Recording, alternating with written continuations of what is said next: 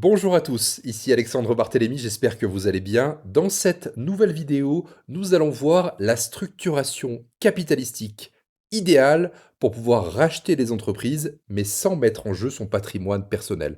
De nombreux entrepreneurs viennent me voir en me disant, écoute Alexandre, c'est très bien de vouloir faire de la croissance externe, je veux en faire, il n'y a pas de sujet avec ça, et je sais que c'est pertinent pour mon activité de racheter des entreprises complémentaires, des concurrents ou même en diversification totale. Mais comment je fais aujourd'hui pour pouvoir protéger mon patrimoine personnel? J'ai de l'immobilier, j'ai ma résidence principale. Comment je fais pour cloisonner finalement en cas de défaillance potentielle d'une de mes entreprises que je rachèterai pour pas que justement cette entreprise-là que j'ai rachetée, qui devient défaillante, grignote mon patrimoine personnel et sécuriser ma famille. C'est justement ce qu'on va voir ça ensemble dans cette vidéo et je vous propose justement de passer tout de suite sur mon iPad où je vous montre tout ça en détail. À tout de suite. Allez, c'est parti. Nous voilà sur l'iPad. Je vais donc vous montrer à quoi ressemble la structuration capitalistique pour faire des acquisitions en toute sécurité. Le schéma d'une acquisition d'entreprise passe toujours par un LBO. On appelle ça un leverage buyout, où c'est une holding au-dessus de la société cible qui va s'endetter pour racheter la société cible que vous voulez racheter juste en dessous. Donc ce schéma et cette structuration capitalistique est sous format de holding, mais pas n'importe lequel. On va le voir justement avec mon iPad. On part toujours tout en haut de la pyramide d'une holding mère. On appelle ça, ou aussi appelé tête de groupe, holding mère. C'est vraiment celle qui est tout en haut de votre pyramide et qui vous permettra de manager, de contrôler tout votre groupe en dessous. Sous cette holding mère, on va créer, pour l'occasion d'une acquisition d'entreprise, d'un rachat d'entreprise, une holding d'acquisition, ou encore appelée NewCo en langage juridique. C'est une société, une holding, qui est créée justement exprès pour l'occasion d'une opération de rachat d'entreprise. Et en dessous, on va racheter notre société que l'on cible. Donc par exemple, hein, pour le bien de cet exemple, une société de bâtiment qui fait hop, 5 millions d'euros de chiffre d'affaires. Donc le montage se passe donc en deux étapes, holding mère et holding d'acquisition. Ensuite, si vous souhaitez, encore une fois, démultiplier encore plus votre patrimoine, vous allez pouvoir créer d'autres holdings d'acquisition, cette fois non plus spécifiquement pour le secteur du BTP, mais par exemple, holding d'acquisition pour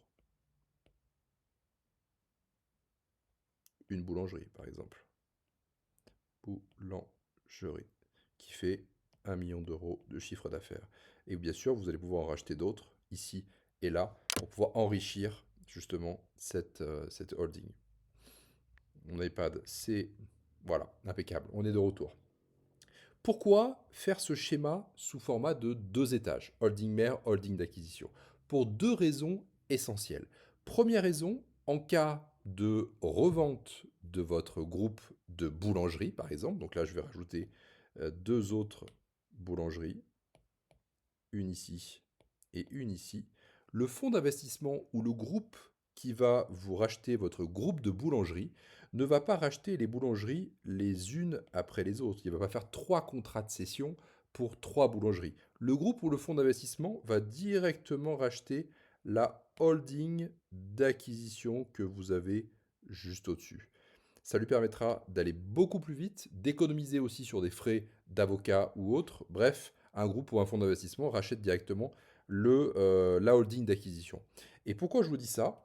Parce que tout simplement, ce produit de cession, c'est centaines de milliers, voire c'est millions d'euros, je vous le souhaite en tout cas, ce produit de cession va remonter sur votre holding mère ici. Donc, produit de cession directement holding mère juste ici. Pourquoi? Et pourquoi c'est avantageux? Parce qu'entre la holding d'acquisition et la holding mère, vous bénéficiez, en France et au moment où je tourne cette vidéo, du régime mère-fille. Et si vous avez détenu, si la holding mère détient la holding d'acquisition depuis plus de 2 ans, ce qui peut être largement le cas si vous faites plusieurs acquisitions, ça va prendre un petit peu de temps, vous allez pouvoir bénéficier d'une exonération presque totale de ce prix de cession. En l'occurrence, au moment où je tourne cette vidéo, 1,25% d'imposition sur le total. Donc si vous vendez par exemple 1 million d'euros, c'est 3 boulangeries, vous serez imposé à hauteur de 12 500 euros sur la totalité, contrairement à ce que si vous déteniez la holding d'acquisition à titre personnel, vous serez fiscalisé à hauteur de 30% flat tax. Donc vous économisez quand même presque 28,75% d'impôts et sur des grosses sommes, ça peut faire la différence. Une fois que le prix de cession est localisé au niveau de la holding mère, est encaissé au niveau de la holding mère, vous allez tout à fait pouvoir réinvestir ce produit de cession dans l'immobilier par exemple ou dans d'autres rachats. Ou vous le versez en tant que dividende à titre personnel, mais tout ce dont vous avez besoin uniquement et non pas le prix de cession total. Deuxième raison aussi, pourquoi on le fait en 2 étages, c'est que si jamais, admettons dans cet exemple-là, ma holding, ma boîte de BTP, ici, devient défaillante pour diverses raisons. Ça peut être un retournement de marché, ça peut être une crise économique, ça peut être une crise sanitaire ou tout simplement un défaut de paiement d'un gros client sur cette boîte de BTP. Vous allez tout simplement pouvoir liquider cette holding d'acquisition et repartir à neuf en recréant une autre holding d'acquisition à côté pour continuer vos acquisitions tranquillement. Alors bien sûr, c'est jamais agréable de liquider une société avec des salariés à l'intérieur et autres, mais du moins ça protège directement votre patrimoine personnel en liquidant cette société-là ici. Et vous allez pouvoir ensuite repartir à neuf, comme je vous le disais, avec d'autres holdings d'acquisition et faire d'autres rachats derrière. Je vous donne une astuce dans cette vidéo qu'un de mes membres dans mon accompagnement m'a donné, et il se reconnaîtra si justement il écoute cette vidéo, c'est de créer ce schéma de holding, non pas avec un capital fixe, mais avec un capital variable. Et cette astuce-là va pouvoir booster grandement votre crédibilité et votre légitimité quand vous parlerez à des cédants d'entreprise en vue de racheter leur société. Donc si je vous continue mon schéma juste là, la holding mère, lors de sa création, vous allez l'immatriculer avec un capital variable, avec une somme conséquente, par exemple 16 989 581 euros.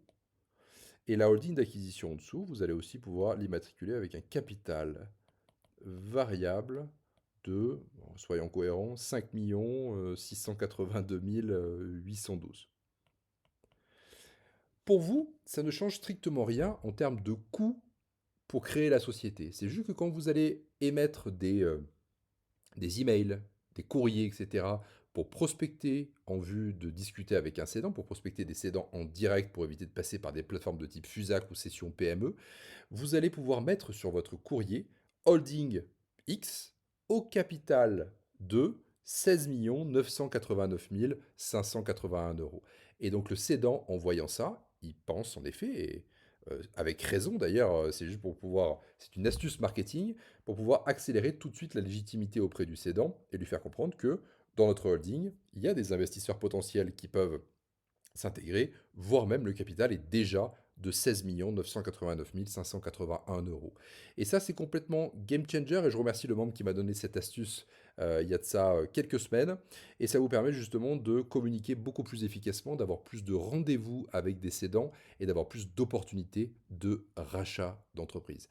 Voilà, j'espère que cette vidéo saura vous être utile. J'ai créé une autre vidéo qui est tout à fait complète, qui s'appelle le plan à 15 millions d'euros, la roadmap étape par étape, qui a un lien juste en dessous de cette vidéo. Je vous invite à le consulter. C'est 30 minutes de vidéo entièrement sur tout le système que j'utilise et que mes membres utilisent pour pouvoir racheter des sociétés sans apporter leur cash personnel, sans immobiliser leur trésorerie et sans caution personnelle. Donc le lien est juste sous cette vidéo. Je vous conseille fortement de la regarder en entier. Elle est game changer.